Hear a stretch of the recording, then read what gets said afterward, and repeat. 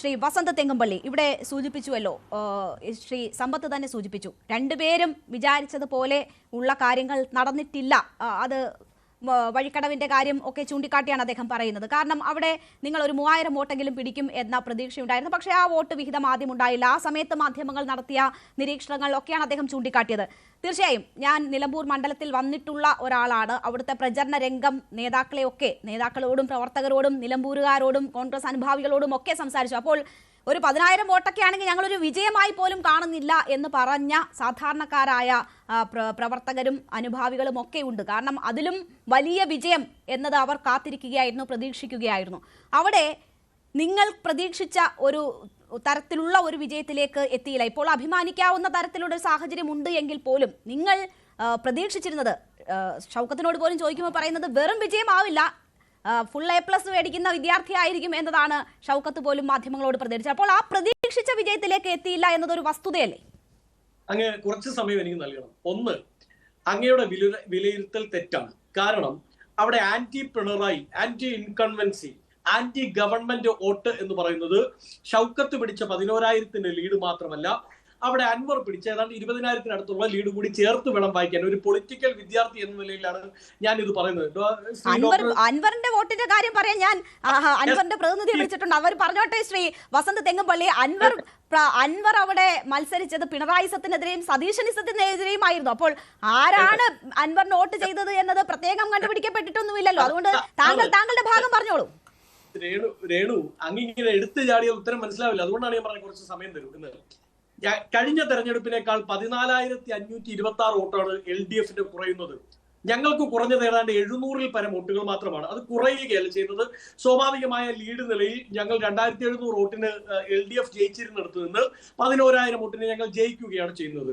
അവിടെ ഇപ്പൊ എനിക്ക് തോന്നുന്നു ഡോക്ടർ എ സമ്പത്തിന്റെ വിശദീകരണം കേൾക്കുമ്പോൾ നേരത്തെ ഒരു ചാനലിൽ ഇരുന്നപ്പോൾ BJP പ്രതിനിധി എന്നോട് തർക്കിക്കുകയാണ്. നോക്കൂ, നിങ്ങളുടെ 2 പേരുടെ വോട്ട് കുറഞ്ഞു പോയി, എന്നാൽ ഞങ്ങൾക്ക് 100 വോട്ട് കൂടി കേട്ടോ, 102 വോട്ട് കൂടി കേട്ടോ. അപ്പൊ അടുത്ത ദിവസം അവർ നിയമസഭയിൽ പോയി സത്യപ്രതിജ്ഞ ചെയ്യാൻ പോവുകയാണ്, 102 വോട്ട് കൂടിയല്ലോ എന്ന് പറഞ്ഞുകൊണ്ട്.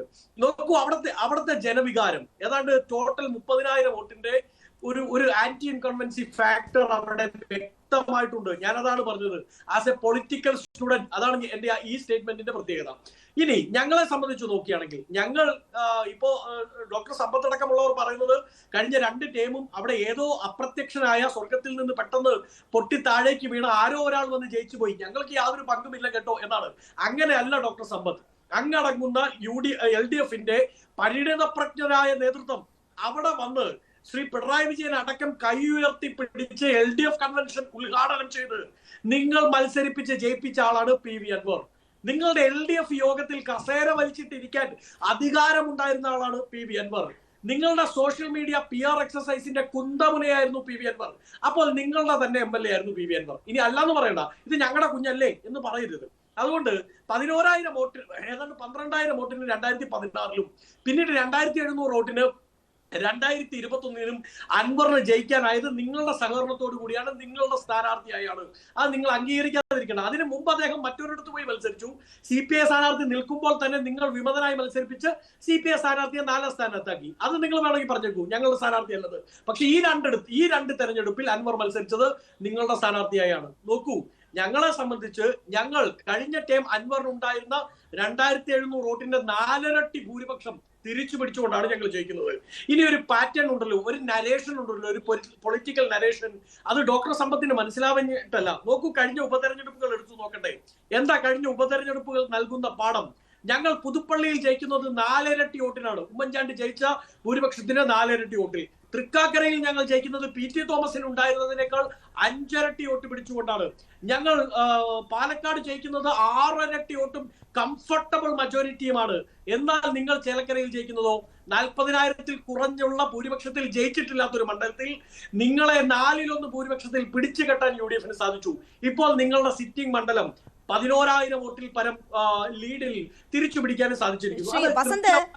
11,000-ൽ പരം വോട്ട് എന്ന് പറയുമ്പോൾ തന്നെ അവിടെ 1.17% വോട്ട് നിങ്ങൾക്ക് കുറഞ്ഞിരിക്കുകയാണ്. കഴിഞ്ഞ തവണ നിങ്ങൾ പിടിച്ച വോട്ട് പോലും നിങ്ങൾക്ക് നിലനിർത്താനായിട്ടില്ല എന്നത് ഒരു വസ്തുതയാണ്. 78,574 527 വോട്ട് വി പ്രകാശ് പിടിച്ചെടുത്ത് നിങ്ങൾക്ക് ഇത്തവണ 77,737 വോട്ട് മാത്രമാണ് പിടിക്കാൻ കഴിഞ്ഞിട്ടുള്ളത്. അപ്പോൾ പുതിയ വോട്ടുകൾ 7,700 ശിൽവാനം വോട്ടുകൾ പുതിയ വോട്ടുകൾ ഉണ്ടായിരുന്നു. അപ്പോൾ നിങ്ങൾക്ക് അവിടെ പിടിച്ച വോട്ടുകളിൽ കുറവ് വന്നിട്ടുണ്ട്.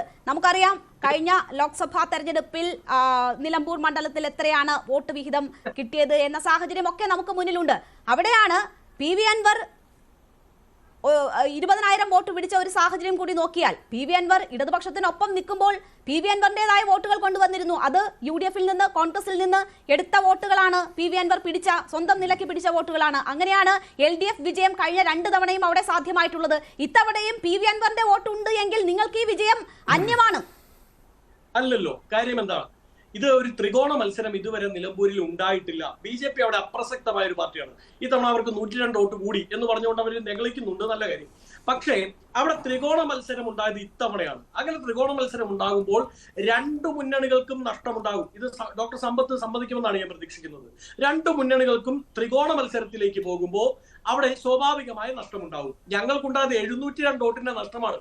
അങ്ങീ പറയുന്ന 1.2% എന്ന് പറയുന്നുണ്ടല്ലോ, 702 വോട്ടാണ്. പക്ഷെ LDF-ന് ഉണ്ടായതോ 14,800 വോട്ടുകൾ അവർക്ക് കുറഞ്ഞുപോയി. എവിടെ പോയി? അതെന്താ?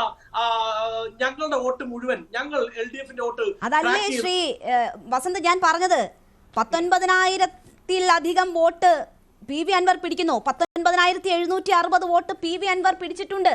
PV അൻവർ LDF-നൊപ്പമാണ് എങ്കിൽ ആ വിജയം ഇത്തവണയും LDF-ന് കിട്ടേണ്ട വിജയമാണ്. PV അൻവറിനെ ഒപ്പം നിർത്തിയാണ് സ്വന്തമായി ജയിക്കാൻ പറ്റാത്ത മണ്ഡലത്തിൽ കഴിഞ്ഞ 2 ടേമും LDF ജയിച്ചു വന്നിട്ടുള്ളത്. അങ്ങനെ നോക്കുമ്പോൾ PV അൻവർ ഇപ്പോൾ ഒപ്പമില്ല. ആ സാഹചര്യത്തിൽ അവരുടെ അടിസ്ഥാന വോട്ടുകൾ LDF-നെ സംബന്ധിച്ച് പോൾ ചെയ്യാനായിട്ടുണ്ട്. കരുത്തനായ സ്ഥാനാർത്ഥിയെ നിർത്തി ആ വോട്ടുകളിൽ ചോർച്ചയില്ല എന്ന് ഉറപ്പുവരുത്താനായിട്ടുണ്ട്. അതിനപ്പുറം പിടിച്ച വോട്ടുകൾ PV അൻവറിന് പോയിട്ടുള്ള വോട്ടുകളാണ്. അതെ, അങ്ങ് പറയുന്നത് ശരിയാണ്. PV അൻവറിന് പോയിട്ടുള്ള വോട്ടുകളല്ല. എല്ലാ പാർട്ടികൾക്കും എല്ലാ മണ്ഡലത്തിലും അടിസ്ഥാനപരമായ വോട്ടുകളുണ്ട്. ഇപ്പൊ സ്വരാജ് വന്നതുകൊണ്ട്, ഞാൻ ഓപ്പൺലി സ്പീക്കിംഗ്, സ്വരാജ് വന്നതുകൊണ്ട് LDF-ന് അവിടെ നില മെച്ചപ്പെടുത്താൻ സാധിച്ചു എന്നാണ് ഞാൻ വിശ്വസിക്കുന്നത്. ഇല്ലെങ്കിൽ ഇതിനേക്കാൾ വലിയ അഗാധമായ ആഴത്തിലേക്ക് പതിക്കുമായിരുന്നു. കാരണം സ്വരാജ് പാർട്ടി ചിഹ്നവുമായി അവിടെ വരുമ്പോൾ സർക്കാരിനെതിരെ വികാരമുണ്ടെങ്കിലും സർക്കാരിനെതിരായിട്ടുള്ള പ്രതിഷേധമുണ്ടെങ്കിലും ആന്റി ഇൻകൺവെൻസി ഉണ്ടെങ്കിലും ചില കമ്മ്യൂണിസ്റ്റുകൾ, പാർട്ടി മെമ്പർമാർ പാർട്ടി ചിഹ്നം ഉള്ളത് കൊണ്ട് മറ്റൊരിടത്തും കുത്താൻ നിർവാഹമില്ലാത്തതുകൊണ്ട് പാർട്ടി ചിഹ്നത്തിൽ വോട്ട് ചെയ്യും. ആ വോട്ടുകൾ കൃത്യമായി എടുക്കാവുന്നവന്റെ മാക്സിമം വോട്ടുകൾ നേടിയെടുക്കാൻ സ്വരാജ് എന്ന് പറഞ്ഞ സ്ഥാനാർത്ഥിക്ക് അവിടെ സാധിച്ചിട്ടുണ്ട്. പക്ഷേ അതിന് വെളിയിലുള്ള വോട്ട് കണ്ടല്ലോ, അത് സാധാരണക്കാരുടെ വോട്ടാണ്, ന്യൂട്രൽ വോട്ടാണ്.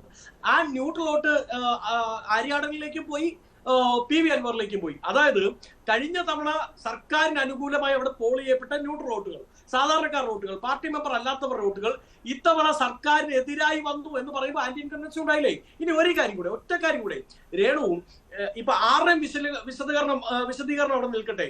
ഞങ്ങൾ 10,000 പ്രതീക്ഷിച്ചു, നിങ്ങൾ 2,000 പ്രതീക്ഷിച്ചുള്ളൂ. പക്ഷെ ഏറ്റവും കുറഞ്ഞത് ഇടതുപക്ഷത്തിന്റെ ഏറ്റവും ശക്തനായ സ്ഥാനാർത്ഥി, നിങ്ങളുടെ അടുത്ത റാങ്ക് ആൻഡ് ഫയലിൽ അടുത്ത തലമുറയിലെ 1-ാം നമ്പറുകാരൻ, ആ സൈദ്ധാന്തിക മുഖം, അങ്ങനെയുള്ള ആൾ പാർട്ടി ചിഹ്നവുമായി മത്സരിക്കാൻ ഇറങ്ങുമ്പോൾ സ്വന്തം വീടിരിക്കുന്ന ബൂത്തിൽ ലീഡ് ചെയ്യും എന്ന് പ്രതീക്ഷിക്കില്ലേ? ഞാൻ മത്സരിക്കാൻ പോവുകയാണ് നാളെ എന്നിരിക്കട്ടെ, ഞാനൊരു പഞ്ചായത്തിൽ മത്സരിക്കുന്നു. ഞാൻ മത്സരിക്കുമ്പോൾ എന്റെ വീടിന്റെ അയൽപക്കത്തുള്ള ചേട്ടന്റെയും ചേച്ചിയുടെയും വോട്ട് നേടാൻ പറ്റിയില്ലെങ്കിൽ ഞാൻ എന്ത് സൈദ്ധാന്തിക മുഖമാണ്? ഞാൻ എന്ത് 1-ാം നമ്പറുകാരനാണ് ഈ പാർട്ടിക്കകത്ത്?